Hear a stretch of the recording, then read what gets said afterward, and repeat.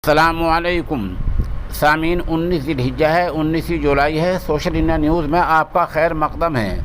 ख़बर का उन्वान है, अयोध्या के एक मकान में नाजायज़ पटाखों की 35 बोरियां मिली हैं। 26 LPG सिलेंडर मिले हैं।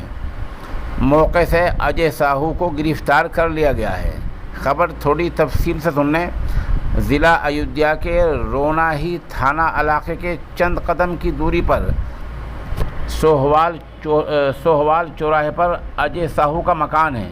यहाँ एक बंद कमरे में पुलिस ने छापामार कार्रवाई की है, जहाँ से नाजायज़ तरीके से इकट्ठे किए गए आतिशबाजी के सामान की 35 बोरियां मिली हैं। 3 बोरियां धमाके की ये विस्फोटक पदार्थ धमाका खेज मवाद की मिली हैं। 26 LPG सिलेंडर मिले हैं। मुलजिम अजय साहू को पुलिस ने गिरफ्तार कर लिया है।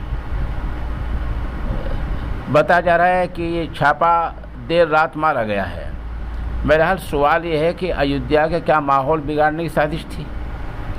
पुलिस ने अपनी रिपोर्ट में कहा है कि अजय साहू ने नाजायज़ कारोबार के लिए ये मामला किया है।